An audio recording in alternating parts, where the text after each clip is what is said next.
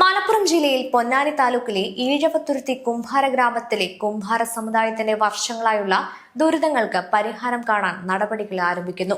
അടിസ്ഥാന സൗകര്യങ്ങളുടെ അഭാവം നേരിൽ വിലയിരുത്താൻ പൊന്നാനി MLA KP നൌഷാദ് അലിയുടെ നേതൃത്വത്തിൽ പിന്നാക്ക വിഭാഗ വികസന വകുപ്പിന്റെ ഉദ്യോഗസ്ഥർ ഗ്രാമം സന്ദർശിച്ചു. പൊന്നാനി താലൂക്കിലെ ഈഴവത്തുരുത്തി കുംഭാര ഗ്രാമത്തിൽ താമസിക്കുന്ന കുംഭാര സമുദായത്തിന്റെ ദുരിതങ്ങൾക്ക് ശാശ്വത പരിഹാരം കണ്ടെത്തുന്നതിനായി നിർണായക ഇടപെടലുമായി പൊന്നാനി MLA KP നൌഷാദ് അലി. MLAയുടെ നിർദ്ദേശപ്രകാരം പാലക്കാട് മേഖല പിന്നോക്ക വിഭാഗ വികസന വകുപ്പ് ഡെപ്യൂട്ടി ഡയറക്ടർ കുംഭാര ഗ്രാമം സന്ദർശിച്ച് അവിടുത്തെ അടിസ്ഥാന സൗകര്യ പ്രശ്നങ്ങൾ നേരിട്ട് വിലയിരുത്തി. പരമ്പരാഗതമായി കളിമൺ പാത്ര നിർമ്മാണം ഉപജീവന മാർഗമാക്കിയ കുടുംബങ്ങൾ വർഷങ്ങളായി നിരവധി ബുദ്ധിമുട്ടുകളാണ് നേരിടുന്നത്. മൺപാത്ര നിർമ്മാണത്തിനാവശ്യമായ ചൂള ഷെഡ് തകർന്ന നിലയിലാണ്.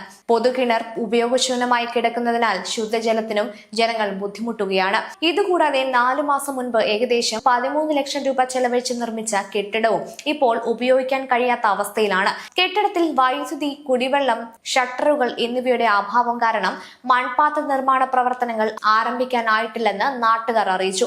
ഗ്രാമത്തിലെ യഥാർത്ഥ അവസ്ഥ നേരിട്ട് കണ്ട MLA KP നൌഷാദ് അലി കുംഭാര സമുദായത്തിന്റെ വിദ്യാഭ്യാസ, സാമ്പത്തിക, സാമൂഹിക പുരോഗതിക്കും അടിസ്ഥാന സൗകര്യ വികസനത്തിനുമായി അടിയന്തര നടപടികൾ സ്വീകരിക്കാൻ പിന്നോക്ക വിഭാഗ വികസന വകുപ്പിന് നിർദ്ദേശം നൽകി.